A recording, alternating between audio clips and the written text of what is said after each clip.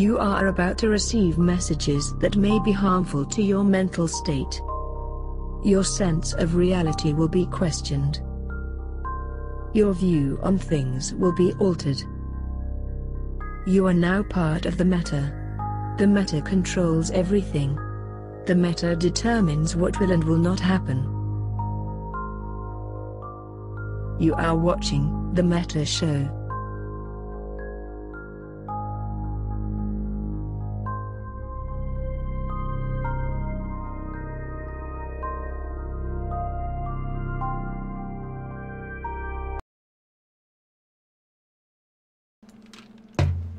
And we're live!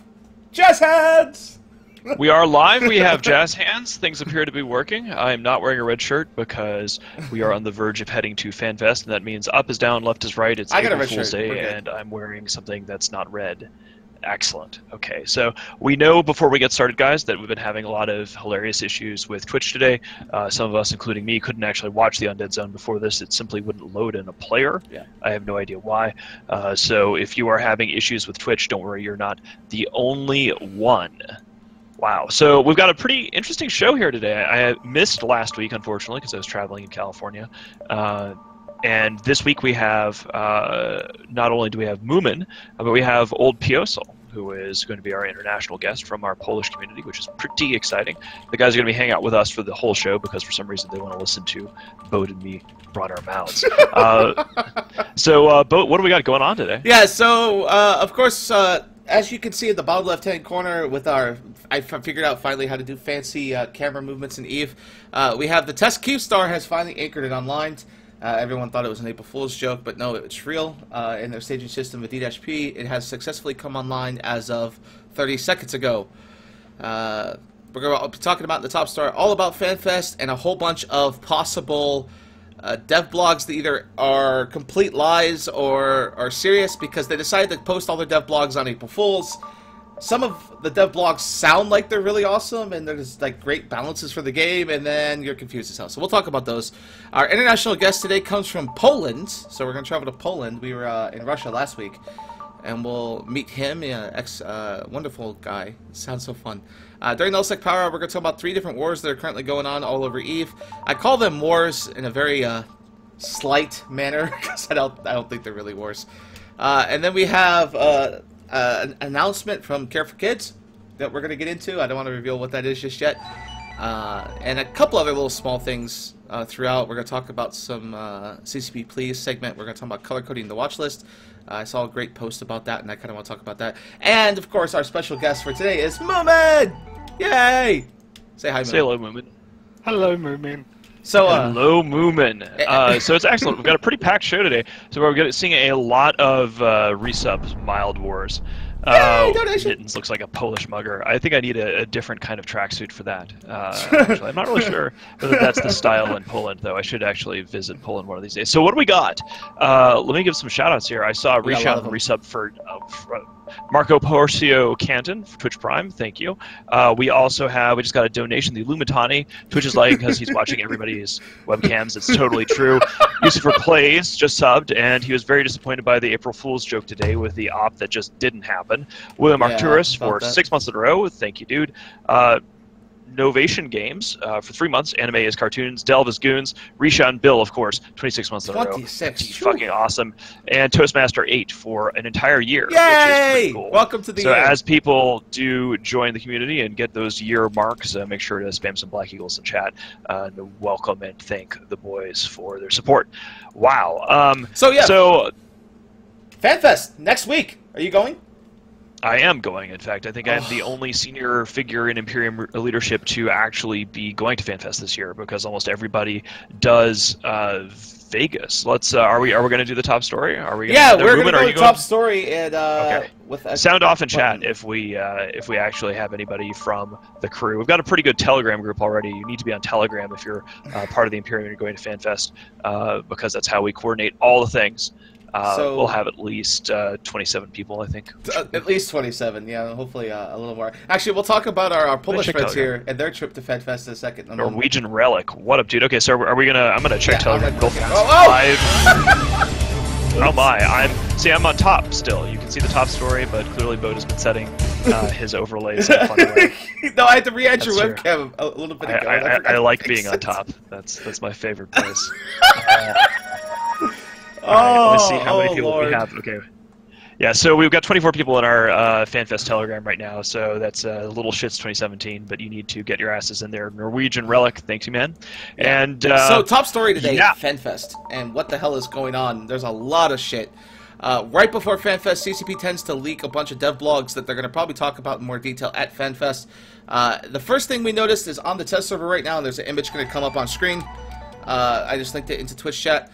CCP has announced Plex advertisements, or at least on CC it's showing Plex advertisements, that appear whenever your Plex is. So it used to be you had item here where your Plex was kept. They've created what's called a Plex Vault, where they'll store your Plex and the estimated value of the Plex, and then included a whole bunch of advertisements where you could just click on it to buy Plex and add Omega time with Plex and all that. So because Plex are moving, if you haven't heard the announcement, Plex are going from one big Plex to 500 mini Plexes. They're making a vault for that, so you can count individual Plex and how many you have. So if you have like 499, you can, instead of taking up all your item space. So that's interesting. But that's the first part of the joke. I don't know, it seems like, I don't know why they would advertise. A lot of people in the Reddit thread about this complained, we already see this when we log in, why do we need to see it in our inventory? Oh look, a Doomsday's firing straight up. Interesting. That's, for those that don't know, there's a Keepstar in the background. That's Test Keepstar. This is live on the real server. This is not the test server. We didn't have our Capital Brawl today because this Keepstar came online, didn't we? I think that's why we did postpone. Yes. So basically, what happened with that, because we had we got all geared up and ready to go, and then we ended up with a massive case of blue balls. PL had suggested that we all get together and do something, and we weren't going to be attacking the Keepstar because we have a structure treaty with Test, but CO2 was going to be there, and we were like, okay, PL will come with and kill CO2 because CO2 always dies first. If CO2 wasn't there, we would have been shacking up with Test to help defend the online Keepstar and shot PL and NC Dot, because that's how our priority of murder goes. Apparently PL didn't really send out too many people, so we had a ton of people ready to go, and everybody ended up getting essentially April Fools because we thought we were going to have a big fight today, and then nothing happened. So that is unfortunate, but that is the way the cookie crumbles. However, we did just expand peacetime reimbursement, so I'm pretty happy about that. Really? But yeah, FanFest news. Oh yeah. Oh yeah. You were late so they announced that. They also announced within the last couple days here, Alliance logos are now going to appear on the Upwell Citadel. So like your Keepstar will have a big advertisement section right dead center on the top. This is what Astro House looks like. A link in the chat here. It'll have your big logo, so you'll get to see a big giant fat bee right in the middle of all of our structures now, which is pretty cool. Yeah. Somebody was telling me that I needed to change the portrait of the retirement fund admin character to basically make it look more like the Matane, so we can have Uncle Mittens posters everywhere in a proper North Korean way. But you never know. So yeah, FanFest. If any of you in chat are headed to FanFest, let us know. And I'm curious actually, because I'm going to be the main jerk on the ground. Wibla will also be there. I think Wibla and I are going to be the two people in leadership who are going. Then we might have some directors going, but I think everybody mainly just hangs on and twiddles until Vegas. So yeah. So real quick, I'm gonna show an interesting video. I meant to add this beforehand, but I'm there sometimes, and I didn't get to work. So I'm gonna try and get it to go now. They announced new suns in EVE Online. So I would like to show this real quick. I can get this to cooperate here. It probably won't, but we'll see if I can get it to cooperate at all. Nope. It wants to go black screen. Rip. So they released, I'll link the video in chat. They released new stars, and they're now animated. So they look like stars in real life. If they're purple, they're pink, blue, whatever, they will literally shine. And like you'll see like little solar flares and sun flares and shit like that. The video is absolutely amazing. If you haven't seen the test server, it is on the test server right now. And it looks absolutely wonderful. It used to be the suns were just like an image almost. And if you'd fly to the center of a sun, it would look like an image. But apparently when you fly to the center of these, it actually looks really neat. I'm actually beyond excited. I don't know, some of the graphic things they put into EVE, it's just absolutely amazing. When you well, I just want to have an excuse to hear Moomin's voice. So Moomin, I'm going to ask you a question. Out of all the things that you've seen regarding FanFest that's coming up, what are you most interested in? Like, what is grabbing you the most? I think the bit that I'm really kind of interested in at the moment is I'm calling it trade fatigue. Sorry, mining fatigue. So with the changes that they're going to be doing with the posses and obviously moon mining, I think that is going to be a really big kind of like change that's going to hit us in ways that we haven't even necessarily thought of yet. Ooh. Yeah, I think that there's going to be a lot of interesting political implications due to the moon mining changes because it's going to have sort of a massive resource distribution. Already, Powers and Nullsec are sort of looking around trying to understand how it works and how it's going to shake out. And we are keeping our cards pretty close to the chest on this. We've made some public comments about where we believe things are going to go. But, you know, there's going to be, to begin with, a massive land grab because you can put one of these refining structures on any moon. And it doesn't really matter whether there's a POS there already. So you're going to see a lot of people just rushing day one as soon as these platforms are ready to be produced to recapture, I guess you'd say, almost all of the R64s in EVE. So that'll be interesting. I'm curious what you think. So last week, for those that didn't miss the show last week, we had Tuzzy come on from GSOL. You weren't here, of course, but we talked about this in pretty big depth. I think we spent 30 minutes on it. What do you think? I mean, one of the things that was mentioned is how this will affect the dynamic of low-sec and elite PvP groups like PL, NC. People who don't really care about their space, don't have hordes of miners to mine for them to make them taxes. How are they going to mine these moons? How are they going to get their money worth? Well, I think it's going to be curious. I mean, all of the things that we've seen since the banning of the casino war criminals and their dark money being removed from the game in last October has been a shift towards actual income generation from playing EVE, which is something that most alliances besides the casino war criminals have always been able to rely upon. And the question is, how do these elite PvP organizations actually fund their activities? Now, they have to suffer losses. They have to actually lose the Casino War era fleets and then replace them. But passive income generation is something that has always supported elite organizations because they can say, we don't need workers, we don't need people mining or ratting or having people as a whole. They can just do whatever. So I think it's going to be a major economic shakeup. I think that we are going to see a massive disruption in galactic supply. I think it's safe to say that supply is going to vanish almost overnight. The galactic economy has, and this of course affects everybody who uses any kind of T2 ship, the baskets of minerals and goo that go into the production of anything T2, you should see a massive spike in prices. I would expect to see a lot of day one market disruption. I would expect to see people trying to implement OTEC style cartels with varying degrees of success or failure. And we already saw some of this market disruption when the Casino War blew up all of the Imperium reaction towers in the Northwest. Suddenly, a lot of moons that were being reacted, a lot of materials that were being produced that way, that was gone. So I would expect a massive amount of confusion, chaos, prices to spike. The thing is this: the biggest, and I'm glad we're still talking about this in top storyland because a lot of this has to do with FanFest. CCB always holds several of their cards close to their chest, and we collectively have no idea what exactly it is they're going to reveal at FanFest. They've had some dev blogs today. Usually the keynote at FanFest now is on the first day, so day one, Thursday, we'll get the big EVE reveal, and once we're there, we'll have a better idea what the fuck. But in the short term, I would expect prices to spike. Yeah, because so I think that my answer was a good one then, yeah?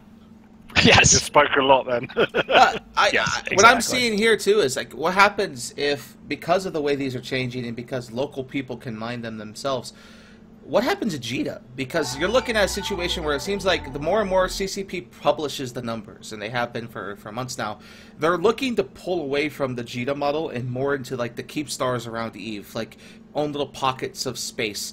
What happens to JITA when this shit gets like? I mean, we've seen prices of 200 to 300,000 for R64 like reactions. What happens if that shit hits $1 million a unit?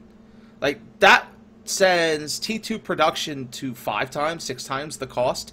You're gonna see vagabonds being back to $1 billion isk like they were in what 2008. I mean, could you imagine an EVE where T2 ships cost 3 or 4 times as much as a T3? Totally. It's just that's crazy. Well, I mean, I think it's good. I mean, I think chaos is good. Chaos adds interesting things happening. The metagame currently is kind of stale in terms of galactic politics, and that's usually what we call a pre-FanFest lull. Most of the major players don't want to make big moves.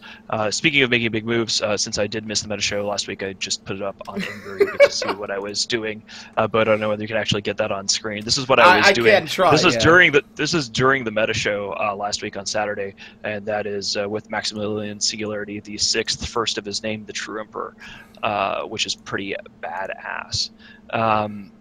That's not the USS Enterprise, that is the USS Independence, which I think also has a Star Trek ship version of it. Yeah, it does. We're just trying to advance what we can in the Imperium's capital fleet. It doesn't quite count as a super capital, but the cruise missiles and the other things that we can't talk about that are on that sucker are, I think, a very useful complement to our military might. Yeah. It's funny, you look all like Captain Kirk, and then everyone else in the picture just looks like they're really seriously like trying to figure out what's going on. I think trying not to crash the boat, We got exactly. Well, we got one that's another one of Max's, me in the navigator's chair, and he's like bossing us around, and I'm like, okay, I'm going to execute your orders as faithfully as I can. But yeah. So anyway, that's why I missed the meta show last week, as I was hanging out there with Skeptic and crew. It was good shit. See, I'm glad Movement's here, because this next topic related to FanFest has really got me irked. And these are the what I refer to as the pay-to-win Concord ships. For those that have not seen this, players will eventually be able to buy them, but for right now, you have to go to FanFest Vegas or like one other event to actually get access to these. These are the Concord frigate, cruiser, and battleship. The stats are officially posted days before FanFest, and these things are fucking disgusting. Alright, so think of the Gnosis. You know the Gnosis, right? It's like a jack-of-all-trades ship. But imagine a Gnosis that could take a Black Ops battleship portal and warp cloaked. Like, fuck! These things are going to be disgusting. That's good from a certain perspective, because anything that allows people to do cloaky warping things, this is basically giving, I mean, they are limited, and I know that you're unhappy about them from what you're calling like a pay-to-one perspective. Yeah, right. But, you have to buy them, from right? another perspective, but they can be put on the market and traded just like anybody else, just like all the FanFest ships. Yeah, maybe. But the other thing about this is that, a lot of times these ships like this are something you can only get from the Alliance tournament. The blog says they're intended to be of moderate power, not too strong, so they avoid pay-to-win concerns. Jay in chat is basically saying that these things are rubbish, or pretty rubbish. So yeah, so if you have like perfect security stats, like a 5.0, they get a huge bonus to their repair, right? And a lot of what they do is based on security status, so it's like playing the role of the guy who farms in his. So basically, only the good guys who don't actually PvP much. Yes, exactly. Will be able to use them most effectively.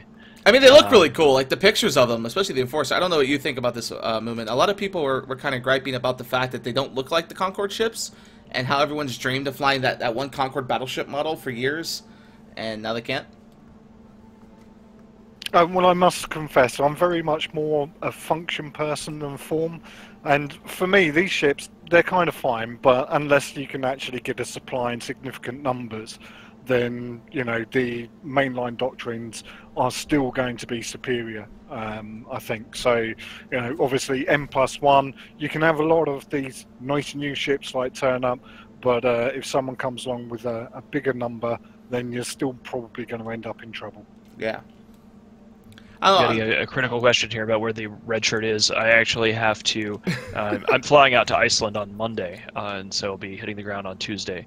And conveniently, the entire directorate is staying behind, so hopefully somebody will try to take a swing with us. Hey man, well, no, I mean it's always fun. It's like Mittens is going away, guys. Please try something. Usually somebody tries to mess with us at FanFest historically. But yeah, no, my red shirts are in the laundry because I need to pack up and get ready to go. Just a couple of days. Yeah, for the question in chat, Keepstar is fully online. And finally, the last bit of news to come out this week is about a possible April Fool's joke. Fozzie released missile changes. For those of you that like the Drake, this is for you. So the announcement says 5.6% bonus to heavy missile damage across the board for all ships, and a complete obliteration of rapid light missiles. Rapid light missiles, as you've known, if you've ever flown a Caracal, can usually hit out to 70 to 80k depending on skills. They're really awesome if you've got really good skills and implants. For just swatting frigates. Everyone flies a Caracal now, right? We fly Caracals. Everybody flies Caracals. Hell, they use them in PvP. Well, they're nerfing the shit out of Caracal range, so you're no longer going to use those as like an anti-frigate ship. But you might see the Drake come back with this change. I don't know how much of that. Making Drakes great. Yes, I love Drakes. We also missed one thing here. There's a big ass LARP at FanFest, right? Yes, that was the last thing I wanted to talk about. I ordered it wrong. I wanted you to talk about this because I have no idea. Oh God, you want me to talk about this? Yeah, you and Moomin. Okay, well, Moomin, are you interested in talking about the? I mean, I think I'm the only one of us here going to FanFest. So. Right. So tell us about. Yeah, I'm not going. Going outside, I don't think so. He's got to protect his voice from the harshness of reality. Yeah, that's what it is. Yeah, so this is a big role-playing push or something. I'm sort of looking at, you can see me staring over here on my second monitor. I'm looking at this to give you my, so they've got mission cards. So here's the thing. Sometimes at FanFest they've had like sort of a mission gimmick where you just jump through hoops and do silly things. And most importantly, if you collected enough tickets, you'd get free beer. Or you could just be lazy and buy beer or do free alcohol at the airport and just get trashed by the time you get there. The question will be for this, like basically there's like a... So this involves actually things that I really despise because it involves voting and democracy. You basically get together and you scheme and apparently you run missions or something and then there's an inquest. We need to find out a good way to just sort of mess with this thing in a way that won't get us kicked out of FanFest, but will still be entertaining. Yeah. I mean, my initial impulse is to simply say that literally the best cure to whatever this disease, which is the point of this inquest, is say that only puppies can catch the plague. It's a puppy plague. And that everyone who is actually part of the Imperium is completely immune to it, and we don't care because it's a puppy plague. And if anybody says, no, really, you're going to get infected, be like, we're not puppies, fuck you. And that'll probably make a lot of people very angry if we simply say that every Imperium citizen is inoculated, completely immune to this plague, and that we are simply pointing and laughing at the great empires because they're full of puppies and thus have the plague. The Caldari Navy developed us a inoculation to keep us alive. Yeah, Aerith actually just came up with a cure, and the other thing about it is that as long as we can maybe, I don't know, I'm just sort of freestyling with this, maybe we just tell everybody that the way that you cure this is you stop signing your posts. Then you won't get the disease. No, your alliance has to have a member on the CSM to qualify for a cure, right? Because the CCP gives the CSM a cure, which then translates down to your members. So only if you are qualified to have enough people to vote for your CSM. There's an in-game component to the LARP. Noisy Gamers pointing out, since I figured we're going to camp the in-game space points. I haven't actually really thought about this. That might work too much yet. I mean, they're turning HARPA into H4 RPA. I mean, I think this is kind of cool. You know, LARPs are a really good social event. I haven't had a chance to LARP since the Dark Ages in, you know, old school Vampire the Masquerade shit in the late 90s because I'm old. But, you know, the thing is that in a social environment, if people get into it, then it's an opportunity for people to make friends like these other, it could be fun, mixers at clubs and stuff like that. Done poorly, it'll be lame as all hell, but, you know, we're just going to have to see how this works. I mean, it seems like CCP, here's what I'm seeing from this, is that it looks like they're getting a budget for FanFest, which is probably a consequence of the fact that the game has done well having gone free to play.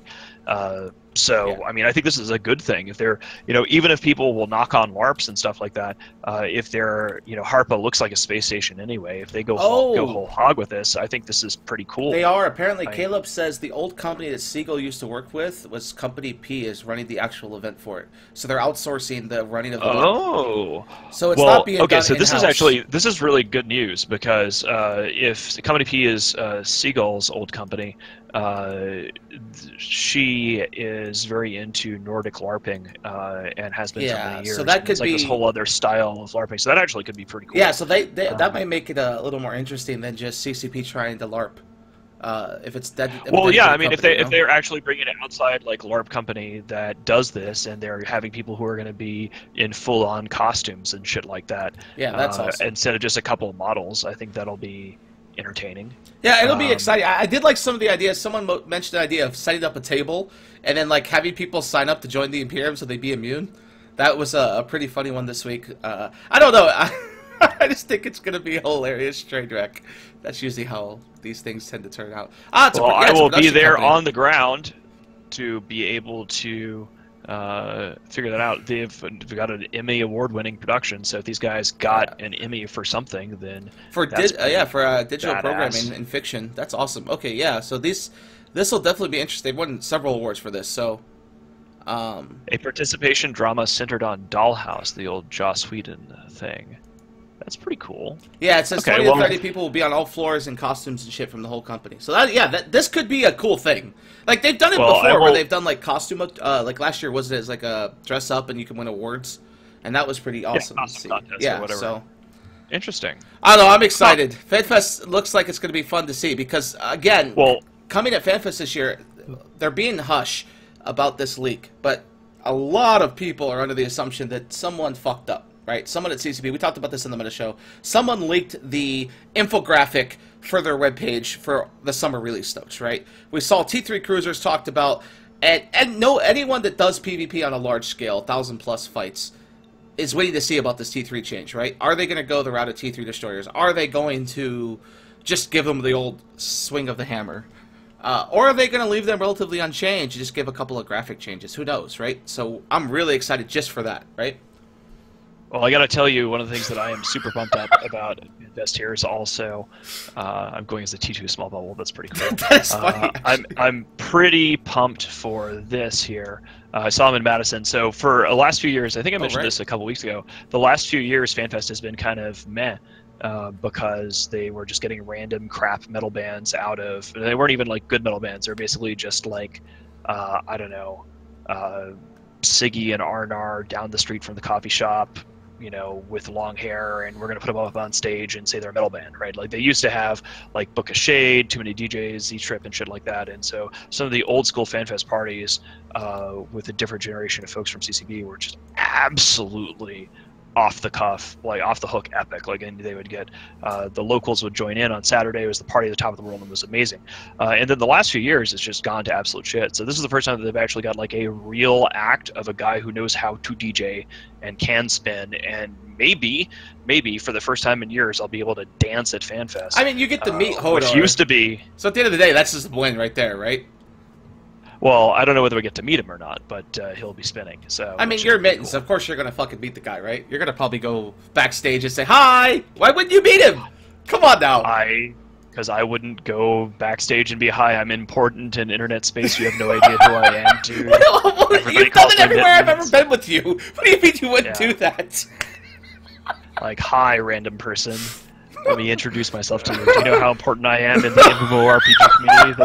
That's a classic remedial move. But anyway, that's basically FanFest. I made the New York Times.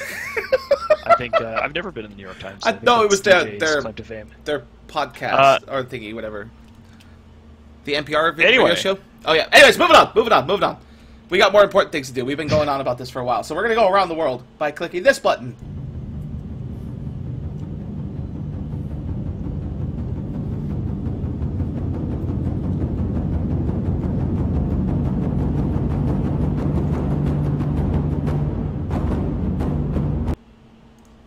And to international spotlight. That is excellent. So, who do we have today? We have Old Piosel from Blackwater Task Forces, who is a director in that corporation. Right. And why don't you introduce yourself and tell us a little bit about yourself, dude? Hello.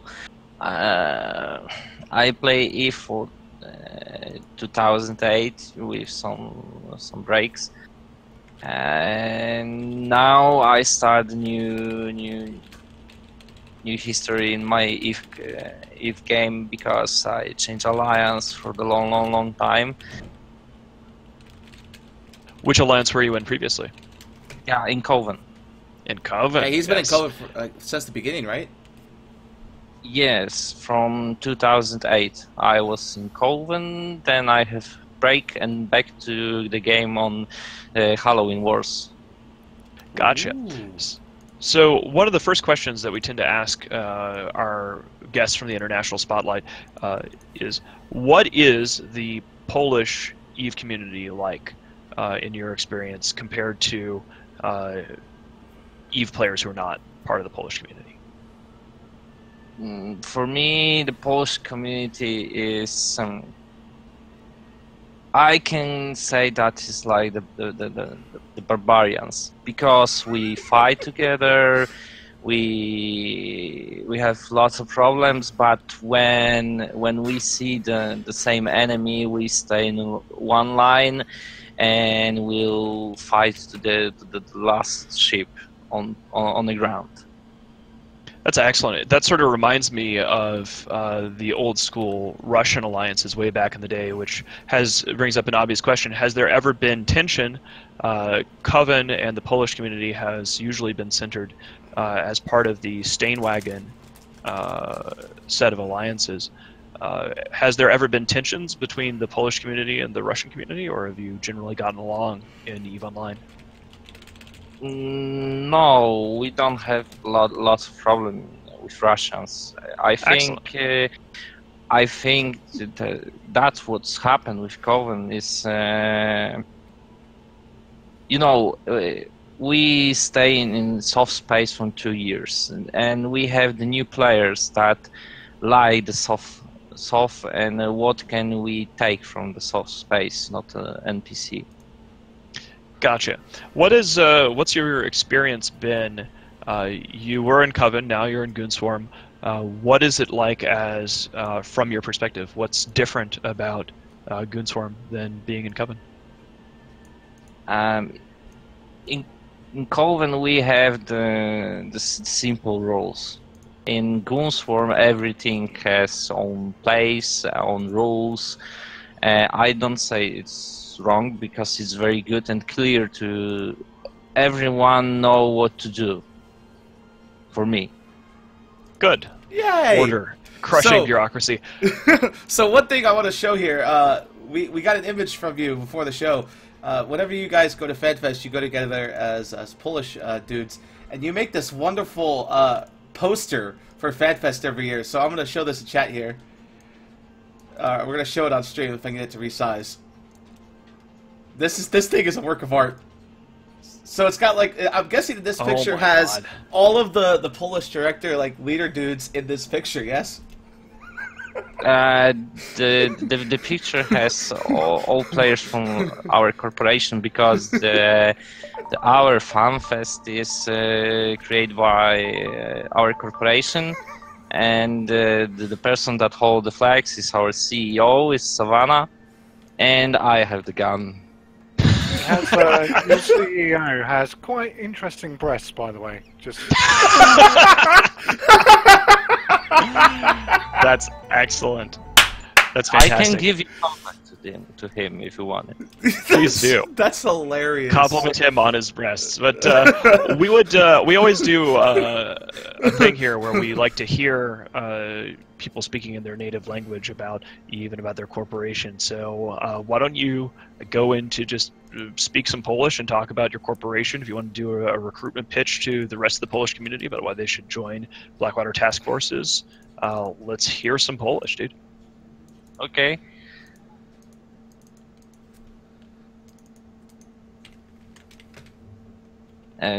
Nie jestem dobry w takich, że tak powiem, sprzedawaniu siebie, ale my jako korporacja BWTF możemy zaproponować wam dobrą grupę, która jest zgrana, która chce działać razem, i głównym naszym targetem są kapitale, supery i zabawa właśnie tego kalibru zabawkami. Dzięki byciu w Goonswarmie mamy do tego możliwości, jak i sam Goonswarm świetnie wspiera takie inicjatywy. Każdy znajdzie sobie tutaj miejsce, tak? Czy producent, czy PvPer, czy handlowiec. Yay, Polish! That was pretty cool. I love this part of the segment. I said this earlier, but my best friend growing up for almost 15 years was from Poland, his whole family, and he was the only one that spoke English fluent enough to really keep up with conversation, whereas his parents and his grandfather really did not much, even though his dad worked here. And it was always hilarious. I told the story earlier. When I was a kid, we were still learning to curse at 8, 9 years old, and so we would curse really loud, and his grandfather would be the babysitter and have no idea what we were saying, just smile at us.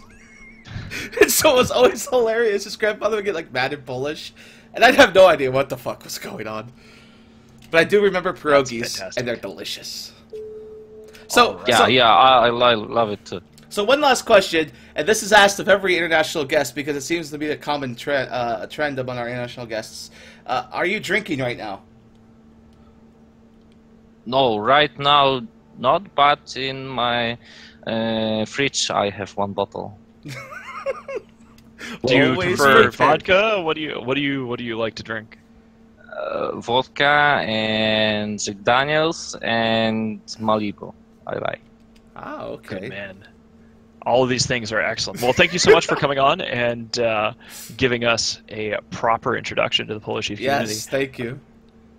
And let's see. Let's get some shout-outs here before we get to our next territory. We missed the last section. So we have Rock Bum with Twitch Prime. We have scrolling back here. Look at the screen. Proper credit. It's all right there.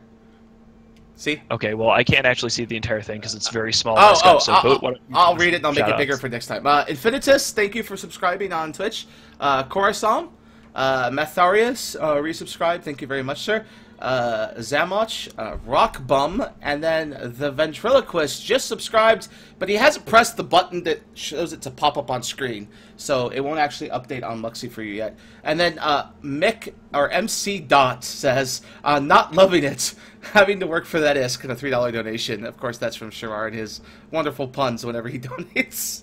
But we were talking about people having to work for their money and no more casinos. Gotta love it. Oh, all right. I need to make this bigger next time.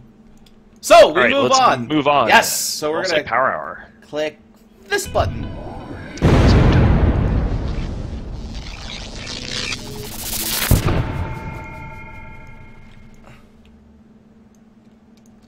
Okay, so No Sec Power Hour today starts with the reason our guest is here. Mr. Moomin loves to talk about things because he is one of our line members and has no idea what's going on, and he's also an F1 monkey, according to his recent follower. What is that guy's name again, Mr. Moomin? I forget. I don't know. I forget his name too. But anyways, we move on here. Welcome, Moomin. So we're going to talk about, right away, before we dive into politics, Easterdam's coming. November 4th and 5th. They made an official announcement this week. I don't know if anyone's... I know a lot of people go from Imperium, but I might try to sneak out there this year. I'm looking to go this year. I didn't get to go last year, which is unfortunate. But this year, I have no reason not to go. It'll be right after Vegas, but we're gonna do it. Yes, do it live. So they announced the official start of that, and then right into things. We move into our 3 wars that are currently going on. We have the what I like to call war of shit flinging. It's Tri versus the entire North. For those who don't know, recently Tri deployed to Venal to protect the moon holdings that belong to NC Dot, while NC Dot deployed to the Syndicate. There hasn't really been much going on, but one minor fight over a Fortizar that Cap Marcher dropped, and the rest has been just Cap Marcher and Sword Dragon arguing in a Discord channel. Like, one day it's Cap Marcher going, lol, we got you, wrecked, and the next day it's him complaining about getting blobbed, and then one day it's Sword Dragon going, lol, we blobbed you, lol, lol, lol, and the next day Sword Dragon going, what the fuck are you doing here? And it's absolutely hilarious. So this is the battle report of when Sword Dragon called all his little allies in. And outside that, there's really not much going on up there. It's kind of dead. Well, Moomin, what do you think about all of this? There again, to be honest with you, I just see the North as relatively dead at the moment. Why Tribe went up there and what they're necessarily doing, there again, I'm a little bit at a loss because it just seems to be killing time. And obviously with the South and the East being populated in the way that it is, Tri probably just sees it as, well, they've got no other option, so that's the route that they went. But I don't think it's going quite as well as they would have had liked. The idea of Tri actually deploying and doing something is pretty funny in and of itself. Yeah, well, the day they deployed, they took almost 200 Capitals, Supers, like they took everything up there. It wasn't like they just went up there with just subcaps and have kind of been darking around. They planned to do like their little carrier thing, right? You know how they use like 50 to 80 Chimeras in a fleet with like 30 Wyverns, and you haven't seen them at all since they deployed. They haven't even logged them in. So they've been working with Russians, which is very interesting too. I don't know if you've been keeping on to it, Mittens, but they've been working with OOS, who recently was fighting PL in Venal. over some Fortizars, and then they're also exactly. also working with the DRF on some timers, and they helped DRF kill that PL Titan recently. So yeah, I see the confused look on your face, like, wait, what? Yeah, seriously, Tri's been working with DRF. I mean, they've been known to work with DRF for almost a year now. During the war against Stain, during the Ark Casino War, they were helping DRF and FCON fight Stain Russians, right? So I guess it's not surprising that they would go help, but the fact that they're fighting Sword Dragon with the help of DRF, that's interesting. So, I mean, I think that basically what we're seeing here across the galaxy is sort of the pre-FanFest meta slump. The thing is that, there's all these dev blogs coming out, there's lots of discussions about how moons are going to be changed, and that's going to put people into a fairly cautious place. People are going to be digging in. The deployments that we're seeing are not resulting in too much excitement. We're going to be talking a little bit more about what happened with Goonswarm, the Imperium, and CO2. We're going to be talking a little bit more about the fights that have been happening between NC Dot and the Initiative in Syndicate and Cloud Ring. But by and large, I think you're going to see everyone sort of twiddling and looking around and seeing who's going to move first and do something first, for fear that CCP is going to flip a table. I like to think of it like pre-graduation burnout. So a lot of EVE players are starting to get a little older. Not a lot of kids, not a lot of teens, but college students or educators or lawyers, whatever, and you're coming up on summer. Everyone's getting ready for vacations. Everyone's getting ready to be able to play lots of EVE. So you get these next couple of months, March, April, May, where not a lot of things go on at EVE. You have CSM elections, really, but that's not really a combat in EVE. And then you have FanFest itself. And until CCP makes their big announcement on what's going to change, and then people adapt to it over the next month or two, nothing really seems to happen this period. And then everyone goes on vacation, and then shit kicks off again. The only exception to that in the last 10 years has been the war we had for the casino. I expect that there's going to be a massive land rush right after FanFest when we get some more hard details on what's happening with these refining platforms. I mean, that goes to the core of the nullsec and the galactic economy. We were talking about this earlier, of course. So we're just going to have to see how that goes. Yep. But yeah, in terms of Tri stuff, there's really not too much more to say. We can talk about Syndicate next. So we're going on the Syndicate war, and I call this just the war on Syndicate because it's very straightforward. It's NC Dot and MC, or Mercenary Coalition, getting back together to push on to Syndicate. As we know from past experiences, nobody has been able to push into Syndicate. There's been 5 attempts in the last year or so, and no one succeeded. NC Dot is making gains, and they're making the gains under their control of their super fleet. So what they'll do is they'll drop Max and lots of faxes and carriers, and then have supers as an umbrella, and go Initiative, we dare you. Drop your dreads, drop your carriers. And Initiative's been having to play skirmish mode. It works really well in the case of this fight. Initiative got a whole bunch of kills, but the timer got reinforced. Then the second timer happened just last night. Papusa took a fleet up from us, and Initiative called its friends. And NC Dot tried to pull out its Rolodex and call its friends, and this happened. PL Pet's Pandemic Horde got obliterated, lost everyone. No one survived. Our Surd fleet ran all over them. Actually, our Surd fleet chased NC Dot off the field at one point, a couple jumps away. It was really hilarious. But Moomin, what do you think of Syndicate? You think anything going on there? There again, I don't think it's anything more than NC and MC just looking to actually do something, and just have a little bit of fun with Init.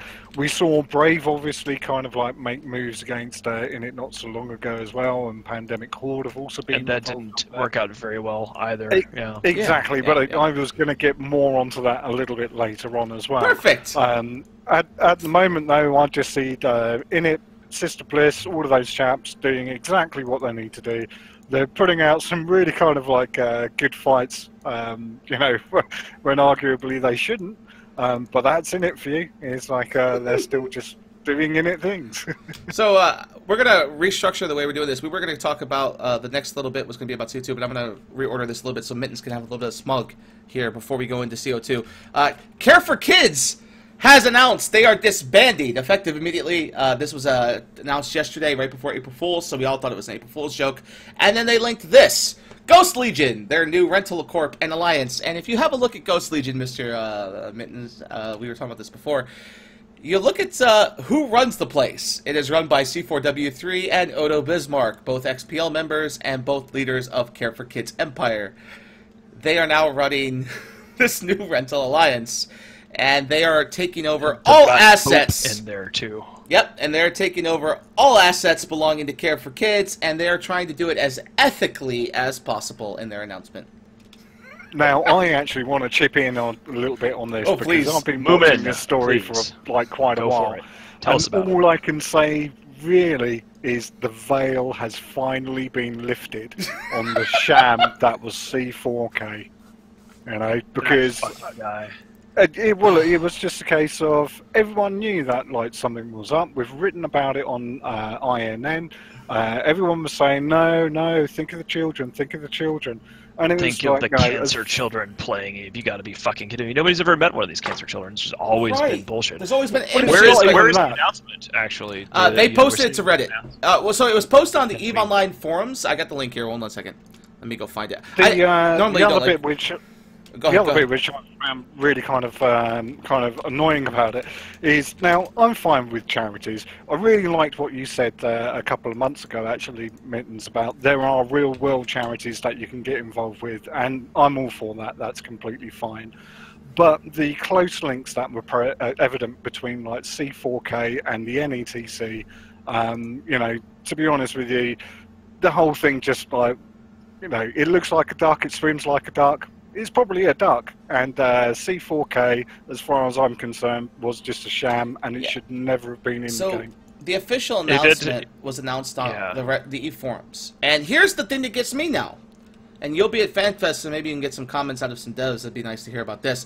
They ran on the idea that they were a full-blown charity, and there was a couple of devs that said, if this charity turns out to be a scam, or it turns out to be bullshit, you're gonna, you know, people are calling for heads here for years, saying, hey, if this is bullshit. Why aren't they being persecuted? Because CCP does not allow charity scamming. They've been made that very clear. If you say you're a charity, you better be a charity, or you're gonna get the fucking ban hammer all across the board. And we noticed one thing that's very interesting is last night Odo Bismarck gave away an Erebus live on stream for the Twitch vs. EVE event, which Agoon won, by the way, because we stacked the deck. High fives! He had 45 viewers in his stream when he said he was going to give it away, and we plugged it with 400 goons, and he was drawing from the hat, as it were.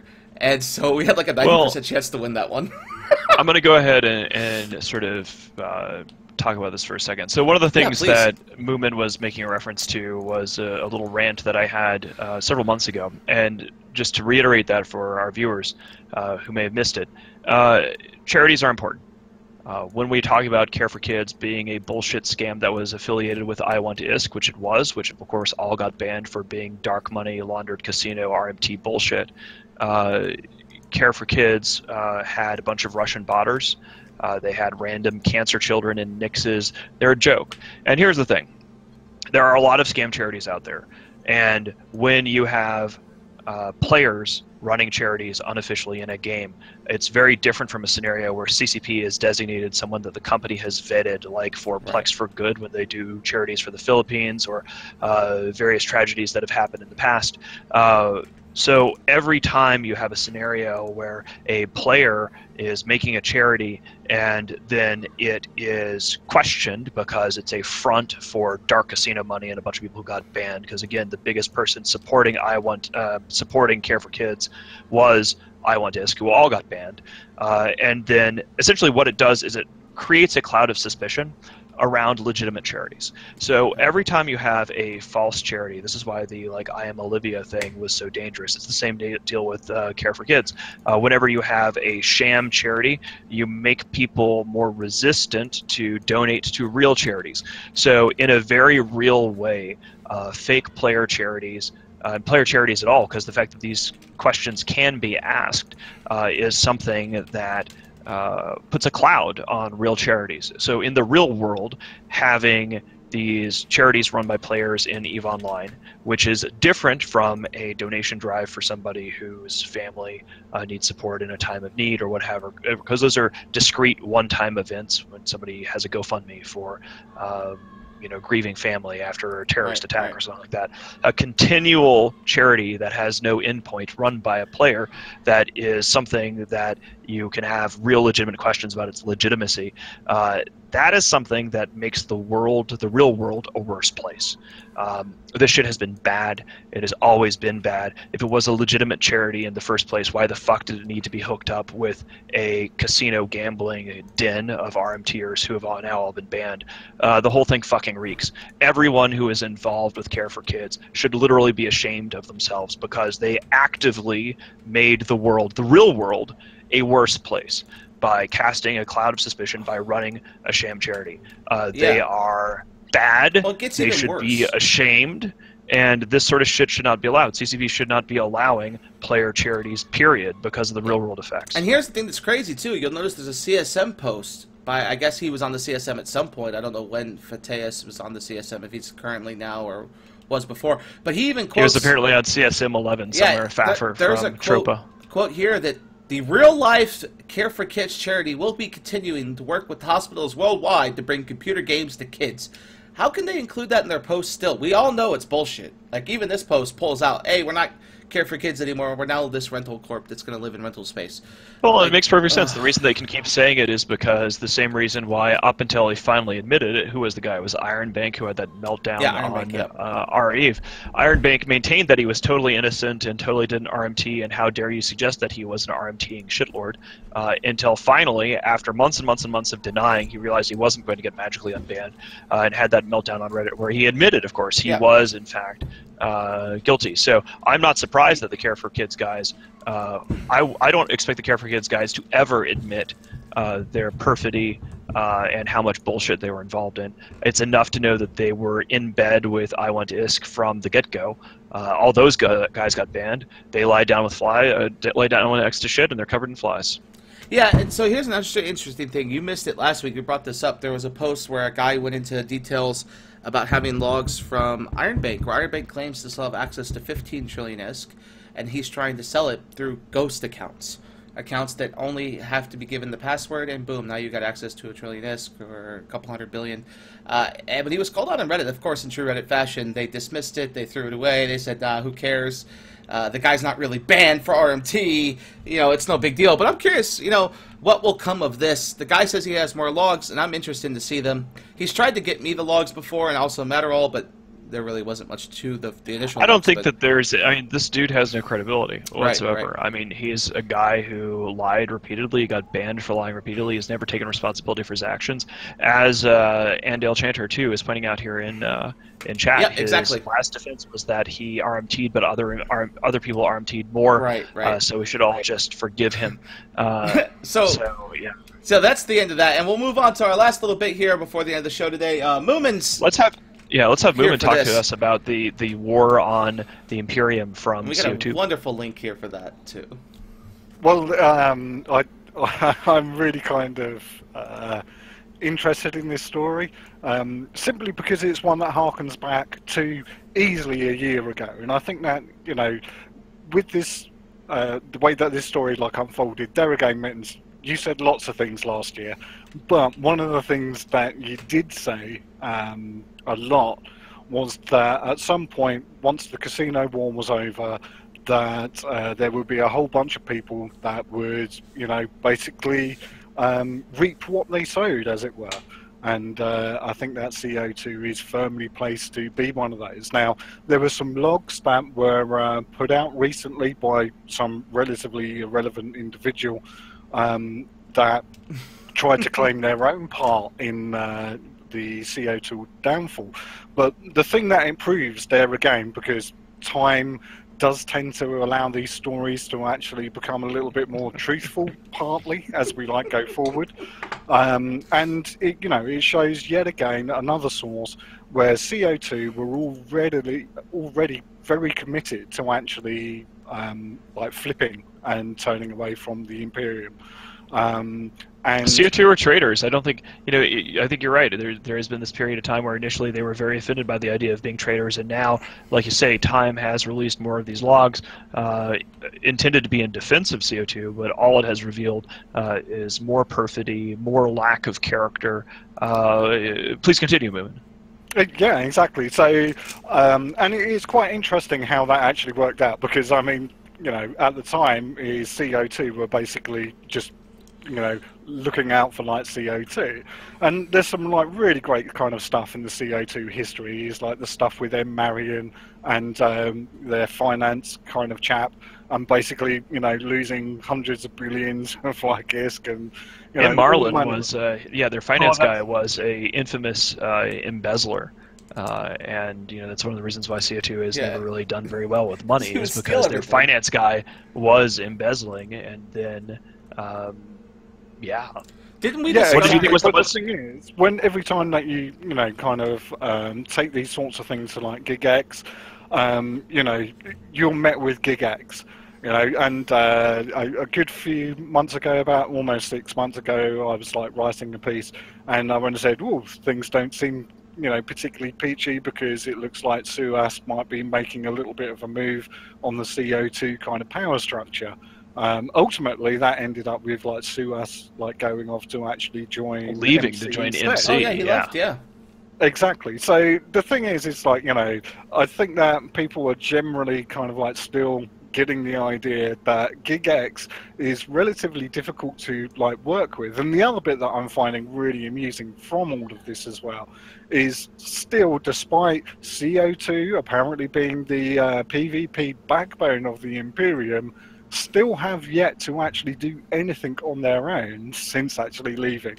They've been riding on the coattails of any other kind of coalition, you know, pretty well much since their formation.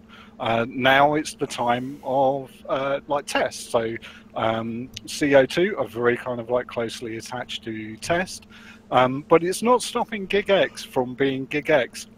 Now, the funny thing about what's happening with the declaration of war by GigX on the Imperium is that it just seems like it was a couple of SIGs at most from the Imperium that were a bit bored, and they're normally quite happy to actually go off and do you know, deep kind of space type stuff in hostile territory.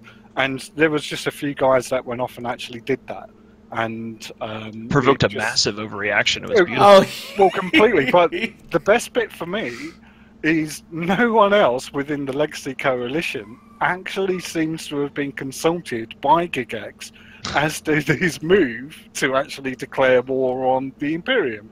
So there again, it looks like GigX just doing things that like service GigX, and at some point is the other members of the Legacy will work this out, and you know, potentially, you know, they might work it out before it becomes really detrimental to themselves, or perhaps not. Who knows? Yeah, the best part about it.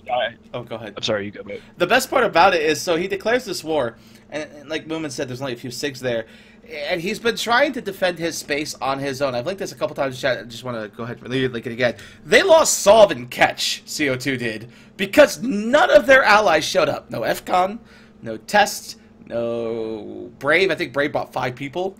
CO2 tried to defend it with 50 Nightmares, and were met by 200 goons from just SIGs, and lost every Nightmare. Every single Nightmare in Logi died, including GigX dying twice. GigX does not have backup FCs at any fleet he's ever FC'd. I doomsdayed him yesterday. He came to Delve with 40 interceptors. I let him pass because he was ahead of his fleet, and doomsdayed the rest of his interceptor fleet. And he had to gate home from the middle of Delve with like 5 guys. Couldn't do anything. I mean, he used to have a core, like back in the day when they were more loyal members of the Imperium. Yeah. They had Sebastian St. Fruskin, they had Da Vinci, they had the Judge, they had a core group of people who made things in CO2 work, because they could essentially clean up the messes that GigX would create. Right. And this guy's personality has now gone through so much pressure, and he hasn't changed. He is just crushing people. People who have to deal with GigX for any length of time, they can't stand it, because the guy is just a complete and total douchebag all the time. I think that there's more to this as well. Because what do you think, Moomin? Tell me. Well, currently the membership of CO2 is at 5,100, pretty much. Mm-hmm. Now, there was a time when they were back up in Tribute that they moved like south, and then it was around the time that SUAS like left. I think it got down to something like 2,700. Oh yeah, they're almost 3K. And then it at one went point. back up again. Yeah, and I mean, it was, you know, and then it went back up again. But the thing is, I've been like watching recruitment channels as well of late, and it's like CO2 literally seems to be pushing hard to grab anything with a pulse at this time. Now, they don't like take alpha players, but barring that is like, you know, they are trying to suck up anything to actually inflate their numbers.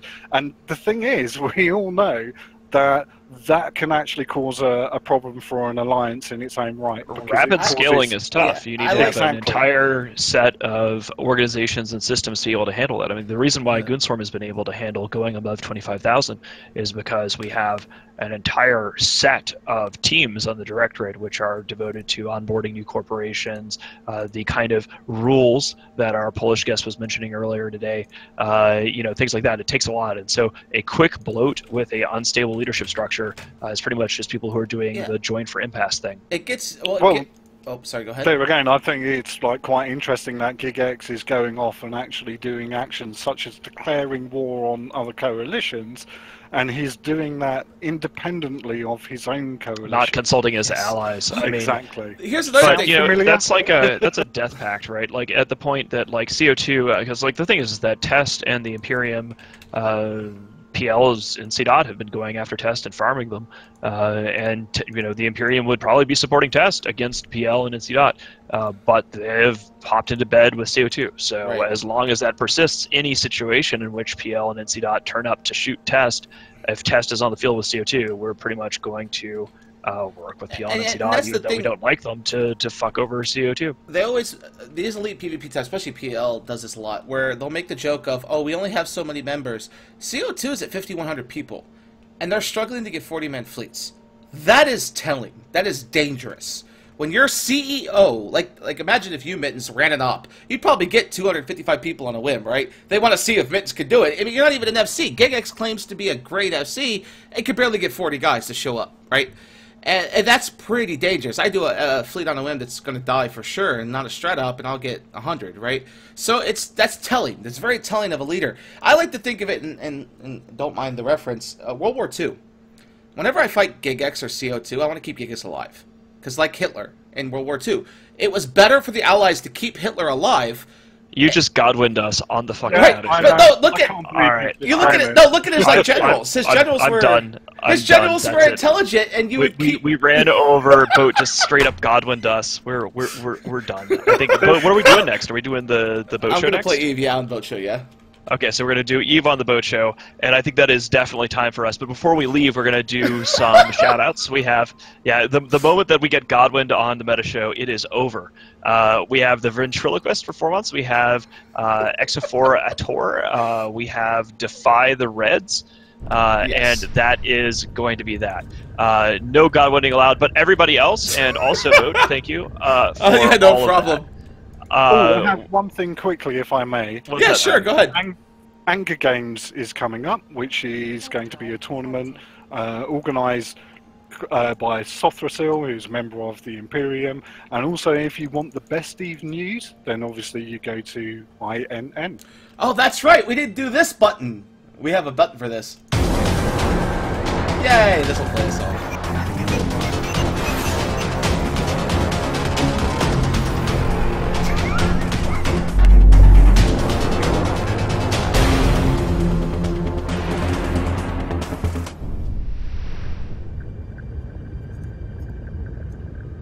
Tests are failing to kill me. Always super badass. Yeah, Test is failing to kill me right now. I worked with their Keepstar hoping they'd kill me faster so I can go back to Empire, but they're not doing it, so I might have to self-destruct here. But yeah, the boat show up next. We'll be playing Eve. So thanks everyone for watching the Meta Show. As always, it's a blast. Thanks, guys. We will see you next week. I may not be here next week. Yeah, okay. If you're not here, we'll have guest hosts again. It's okay. Yeah, I'll be at FanFest on the ground in the thick of things, so it's unlikely that I'll be here next week for the Meta Show, but I will be on the ground with the boys and Wibla doing FanFest things, so it's going to be pretty baller. And a shout out to Chaos Station, who needs a shout out at the end to build his low self-esteem. So there you go. All right, bye everyone. Next is the Boat Show. Thanks, Old P.O. Soul, and thank you to Moomin for deigning to grace us with his presence, and we will catch you all next week. Yep, bye-bye.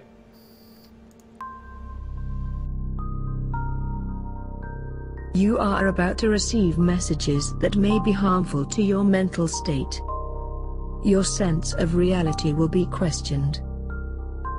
Your view on things will be altered. You are now part of the meta. The meta controls everything. The meta determines what will and will not happen. You are watching the Meta Show.